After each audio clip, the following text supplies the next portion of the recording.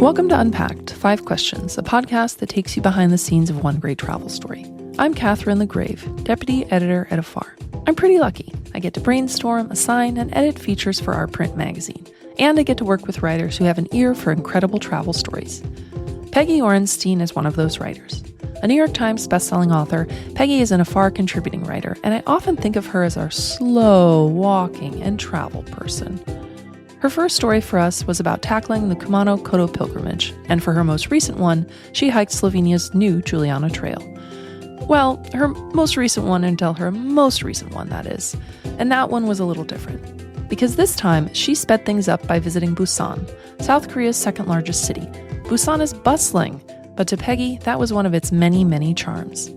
I sat down with Peggy to understand why she chose Busan in the first place, and perhaps, even more importantly, why she's already planning on going back.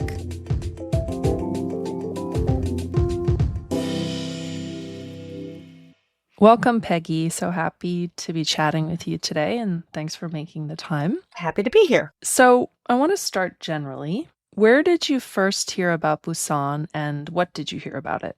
Well, I'm just a fan of going to the kind of slightly off-brand city in the country.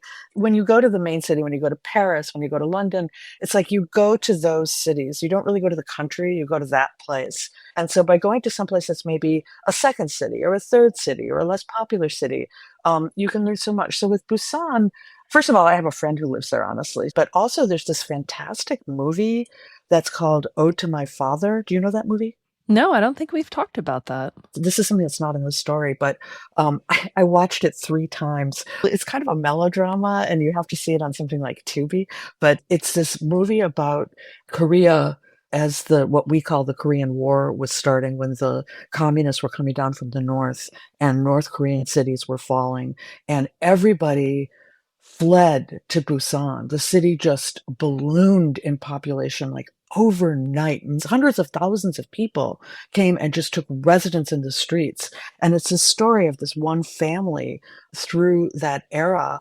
And I was so captivated by what they did to survive and the markets that were there and the sort of what it would mean for a city to go from being this sort of small coastal place to ballooning into, this major refuge. There's also this bigger idea of visiting so-called second cities, which I love, and you start the story in such an interesting way. What inspired your lead sentences? Years ago, I was sitting on a friend's high school classroom, and she was a history teacher, and she was teaching. I was kind of surprised by the lesson she was teaching. She was talking about Abigail Adams, and I thought, why are you starting there? And she said, well, if you start with George Washington, you're never going to get to Abigail Adams. But if you start with Abigail Adams, you're eventually going to get to George. Because if you begin with the obvious, it's like you might never get beyond the expected. You might never get beyond the tried and true. You might never get beyond the beaten path. But if you start with something that's maybe a little over there, a little to the side, a little bit, not, crazy, but something that somebody might not initially think of, you'll probably eventually get to that main place and you'll be enriched along the way. So I kind of took her lesson and apply it to travel now. I love that. Speaking of known things, you write in the story that Korean cuisine is often associated with beef, but that Busan's big flex is seafood. What was your favorite seafood experience?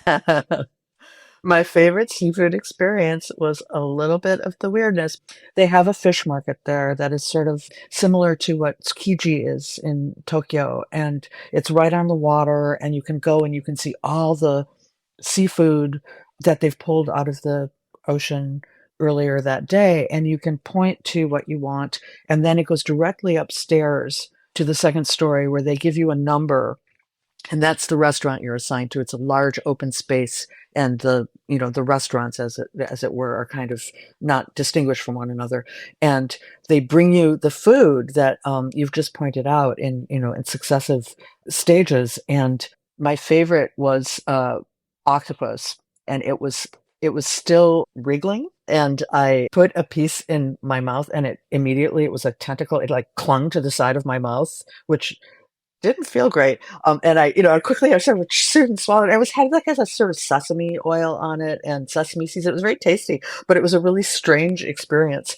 And then I went back to my hotel later that night and I was reading about that. And it said that there's a certain number of people who actually die every year eating that meal. And I had been with my friends and I said, you might have told me that. And my friend Alex said, didn't I say choo choo choo? And I said, no, you did not. So I feel kind of like a badge of honor when I tell anybody that I've been home, when I tell Korean friends or other people who've been there that I ate that. They're pretty impressed, I gotta say. Does sound like quite an epic experience, and I love how you write about it in the story. Another epic experience you have, Busan is home to the country's largest Korean-style bathhouse. What was that Hmm. like? Spa land. Um, ah, the amazing thing about Busan that I had not anticipated was that it has, a little bit of everything. So it had this incredible history, which was wonderful to learn in these old markets that you could wander through. It had amazing seafood, which was distinctive in Korea. It had shoreline that was just gorgeous. And then it had the biggest Korean spa. And if you've never been in a Korean spa, I'm very sorry, first of all. And it's something you must experience in life. But you go in and it had 22, it was a two-story, like a Disneyland of spa almost, except in a good way, with 22 thermal baths and 13 saunas and all these radiation rooms and a restaurant and a cafe. And so the spas in Korea, it's a place of community. It's a place you spend with your family. It's a place you go with your friends. It's wellness. And it's kind of, really essential to Korean culture. And so what you do is in the women's, there's single sex divisions and co-ed areas. And in the single sex division, you strip down and you shower and you go into a room that's filled with shallow pools, kind of like if you've ever been to Japan, there's sort of similar kind of things in Japanese baths. And there's all these, like some of them are supposed to relieve neuralgia or they're supposed to make your bloodstream go faster or something, but really it's just hot water.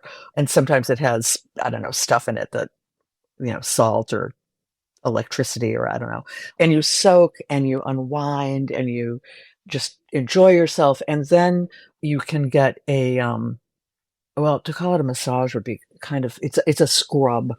And it's these ladies, and they always are wearing black lace bras and black underwear, no matter where you do it. If you do it in San Francisco, if you do it in LA, if you do it in Korea, it doesn't matter. They're always wearing that. And they have these exfoliating mitts that are kind of almost like weapons, and they scrub you like this isn't going to sound good, but it is like you're a piece of tenderizing meat, and the dead skin kind of peels off of you from head to toe.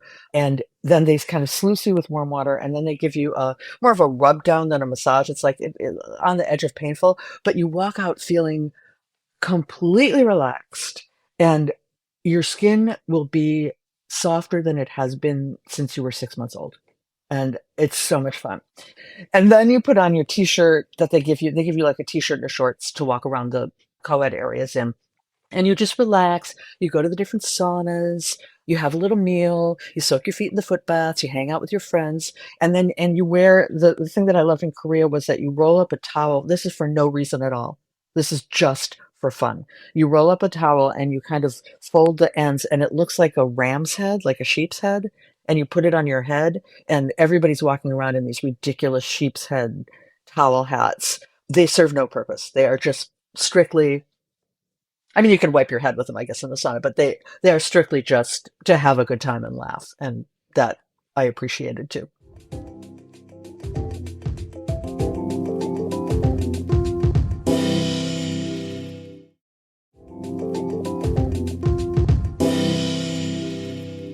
You write a little bit about the intangible, the spirit of Busan. It's something that you mention hearing about before you go on the trip. I'm curious how you would characterize that feeling of the people of the place. Well, Busan has had this legacy of it's this weird combination of tranquility and turbulence. I think that characterizes Busan. So on one hand, you have these beautiful beaches that you can walk along.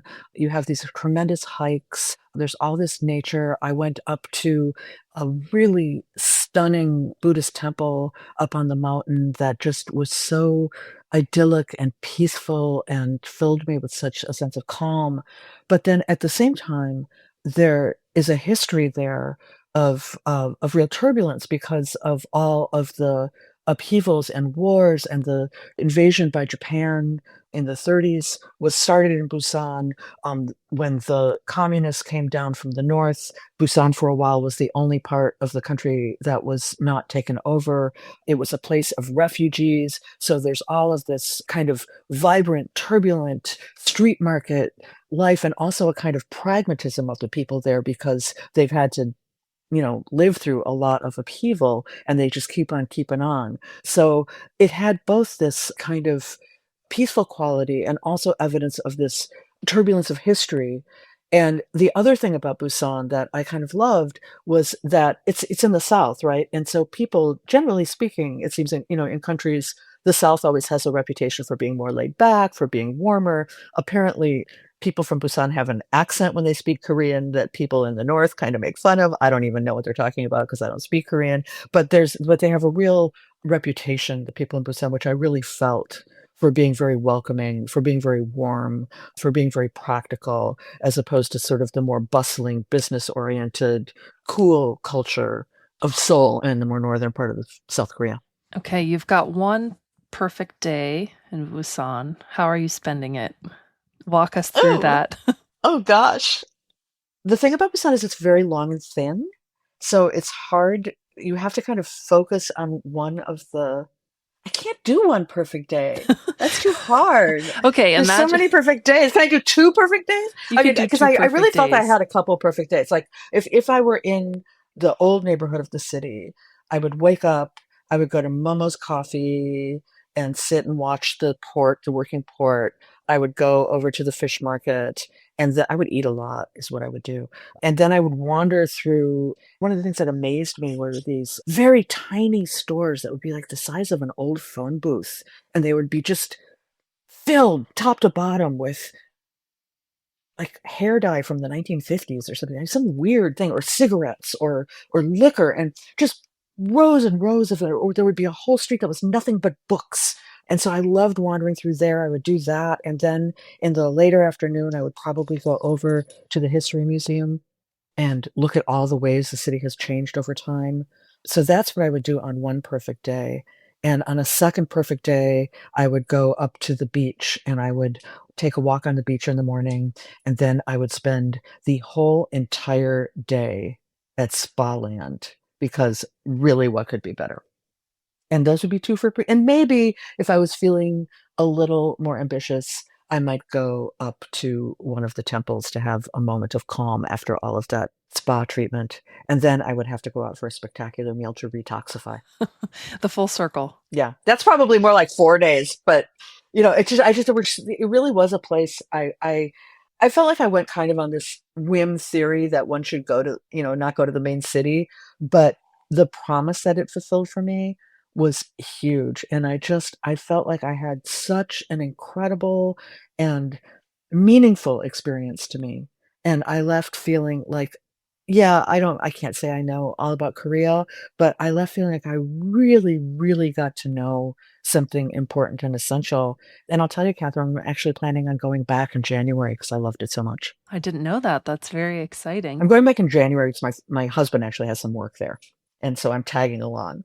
It would not be the month I would probably, if I were going to expand my Busan itinerary further, would not be my choice, because I would want to go to some of the smaller towns where you would be doing more outdoorsy type of things. And so to do that, I would want to go back, and will someday go back in April or May or November. But since it's winter, I think my main expansion will probably be food related, because what are you going to do in the middle of January, right? I just am going to have to explore the food scene. There's a Michelin starred restaurant that I really want to go to there. And yeah, and I want to go back to all the places that I've been already. And what could be better on a January day than going to Spa Land? I want to go to Spa Land. Sounds so great. Let's go together. Come with. Join me in January. Listener, thank you for tuning into this episode of Unpacked 5 Questions. In the show notes, you'll find a link to Peggy's story and to her social media handles. Join me in 2 weeks for another episode that takes you behind the scenes with our award-winning features writers. I'll be speaking with Emma John, a London-based journalist and a far contributing writer who ticked off her 43rd U.S. state this spring when she visited Door County, Wisconsin, and spent her time eating Polish and Mediterranean food, hiking state parks and nature preserves, and learning from locals about all of the very good change that is happening in this so-called Cape Cod of the Midwest.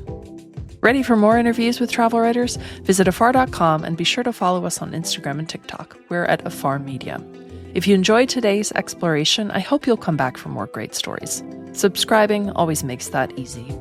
And be sure to rate and review the show on your favorite podcast platforms. It helps other travelers find it. This has been 5 Questions, a production of Afar Media. The podcast is produced by Aislinn Green, Nikki Galtaland, and Catherine LeGrave.